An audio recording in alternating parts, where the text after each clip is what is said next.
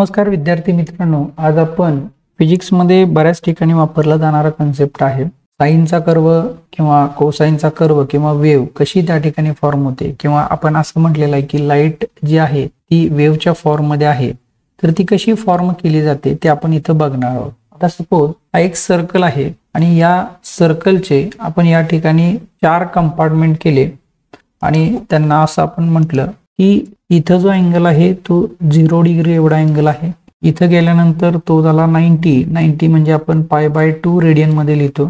इथून इथपर्यंत आल्यानंतर हा जो अँगल आहे हा पाय रेडियन, इथं खाली आल्यानंतर तो 3π/2 रेडियन।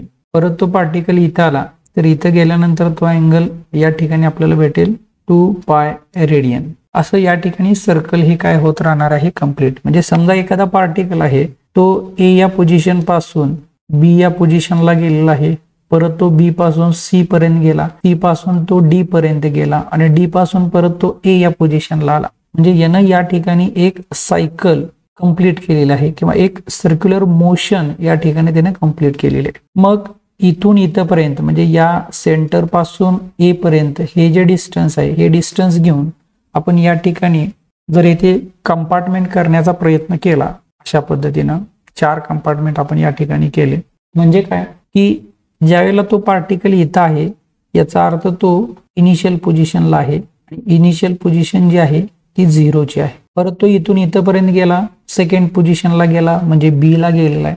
बी ला अँगल किती आहे π/2 रेडियन।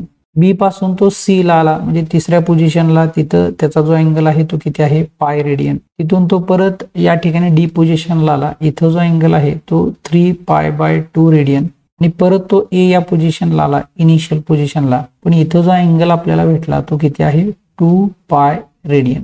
आता पार्टिकल जो आहे किंवा जो काही ऑब्जेक्ट असेल तो इथून इथपर्यंत जात आहे, म्हणजे तो जात असताना ओ या पोझिशन पासून बी या पोझिशनला गेला, म्हणजे याला आपण असंही नाव देऊ शकतो ए बी सी डी, आणि परत तो ए या पोझिशनला आला। म्हणजे आता ए पासून बी पर्यंत गेला, ए पासून तो बी पर्यंत गेलेला आहे, परत बी पासून तो सी पर्यंत आला, सी पासून तो डी पर्यंत गेला आणि डी पासून परत तो ए पर्यंत आला। म्हणजे इथं त्यानं हा जो फॉर्म तयार केलेला आहे, हा जो फॉर्म आहे हा कशाचा फॉर्म आहे, वेव्हचा फॉर्म या ठिकाणी तयार केलेला आहे।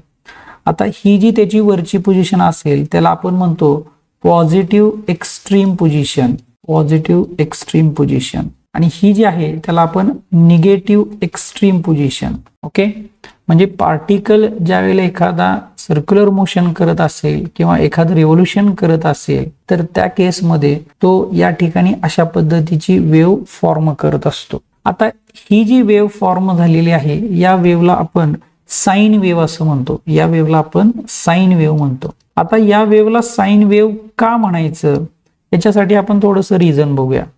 आता समजा आपण साइन थिटा म्हणलं तर साइन थिटा हा मॅक्सिमम किती असतो तर तो +1 असेल, आणि साइन थिटा हा मिनिमम किती असेल साइन थिटा तर तो किती असतो 0 असतो। म्हणजे याच्यावरून आपल्याला थिटा कॅल्क्युलेट करता येईल। Theta is equal to sine inverse +1 theta is equal to sine inverse 0। आता थिटाची व्हॅल्यू ही आपल्याला इथं कॅल्क्युलेट करायची आहे। साइन इनवर्स +1 कधी असतो, ज्या वेळेला थिटाची व्हॅल्यू ही π/2 असेल, हे ट्रिग्नोमेट्री मध्ये आपण बघितलेलं आहे। आणि थिटाची व्हॅल्यू 0 कधी असेल, ज्या वेळेला साइन थिटा म्हणजे साइन 0 असतं त्यावेळेला त्याची व्हॅल्यू आपल्याला 0 भेटत असते। म्हणजे इथं जर आपण बघितलं तर आपल्याला असं लक्षात येते बघा की ज्या वेळेला अँगल π/2 आहे त्यावेळेला पार्टिकल मॅक्सिमम पोझिशनला पोहोचलेला आहे, आणि ज्या वेळेला अँगल 0 आहे त्यावेळेला तो पार्टिकल त्याच्या मेन पोझिशनला इथं आलेला आहे। म्हणजे या ठिकाणी तो मेन पोझिशनला आला। ही जी पोझिशन आहे याला आपण कसली पोझिशन म्हणतो, मेन पोझिशन। ओके, त्याच्यानंतर परत तो निगेटिव्ह एक्स्ट्रीमला गेला आणि परत तो पॉझिटिव्ह एक्स्ट्रीमला गेला। म्हणजे आपल्याला माहिती आहे की साइन 0 इथं किती असणार आहे, साइन 0 ची व्हॅल्यू आता फक्त आपण साइन साठी लिहूया। साइन 0 किती असेल 0 असेल, साइन π/2 किती असेल +1 असेल, साइन 180 किती असणार आहे 0, आणि साइन 3π/2 किती असणार आहे -1, आणि परत तो साइन 2π आला म्हणजे तो परत 0 झाला।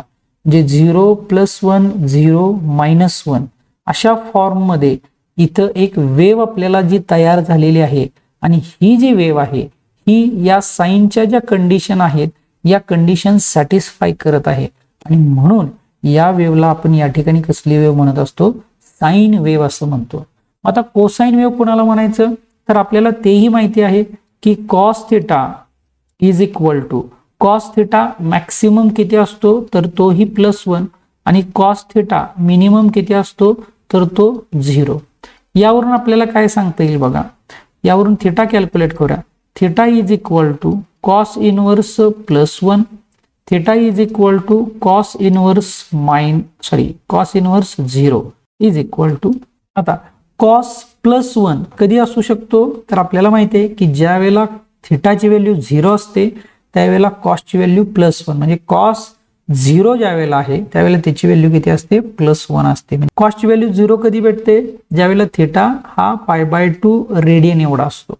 आता याच्यावरून आपल्याला काय लक्षात येते बघा, कोसाइनची जी वेव आहे ती मी या ठिकाणी येलो कलरने ड्रॉ करतो बघा. कोस +1 म्हणजे थिटा 0, कॉस थिटा 0 म्हणजे थिटाची व्हॅल्यू π/2, थिटाची व्हॅल्यू हा थिटा ज्यावेळेला 0 आहे त्यावेळेला कॉस थिटाची व्हॅल्यू आपल्याला +1 भेटत आहे आणि ज्यावेळेला थिटा हा π/2 आहे त्यावेळेला कॉस थिटाची व्हॅल्यू आपल्याला 0 भेटत आहे. याचा अर्थ असा की ज्या वेळेला कॉस 0 असतो त्यावेळेला आपल्याला +1 भेटेल. म्हणजेच काय की या ठिकाणी आपल्याला मॅक्सिमम म्हणजे तो पॉइंट इथं आपल्याला बघायला भेटेल बरोबर. त्यानंतर π/2 ला तो काय झाला 0 झालेला आहे, म्हणजे थोडक्यात ही वेव्ह कशी चालू होणार आहे बघा इथपर्यंत आला. त्याच्यानंतर पुढं काय होणार आहे, पायला जिथं साइन 0 झालाय तिथं पाय काय होणार आहे मॅक्सिमम होणार आहे, म्हणजे हा असा. परत 3π ला तो 0 होईल म्हणजे हा असा आणि त्याच्यानंतर जो 2π आहे त्या ठिकाणी तो परत पुढे वरच्या बाजूला वाढत गेलेला असेल. म्हणजे या ठिकाणी जो येलो कलरचा कर्व आहे तो कोसाइनचा कर्व आहे आणि जो ब्लू कलरचा कर्व आहे हा साइनचा कर्व आहे. म्हणजेच काय की साइनचा जो कर्व आहे तो साइनच्या ज्या कंडिशन इथं आपण बघितल्या त्या सॅटिस्फाय करत आहे आणि कोसाइनचा जो येलो कलरचा कर्व आहे तो आपल्याला या ठिकाणी कोसाइनच्या ज्या कंडिशन आहेत तो सॅटिस्फाय करत आहे. म्हणजे बघा की ज्या वेळेला कर्व हा इथून चालू झालेला असेल म्हणजे ज्या वेळेला 0 व्हॅल्यू साठी कर्व हा मॅक्सिमम किंवा पॉझिटिव्ह एक्स्ट्रीम पासून चालू झालेला असतो त्याला आपण कोसाइन कर्व असं म्हणतो आणि साइन कर्व हा नेहमी 0 इनिशियल पोझिशन पासून स्टार्ट झालेला असतो. धन्यवाद.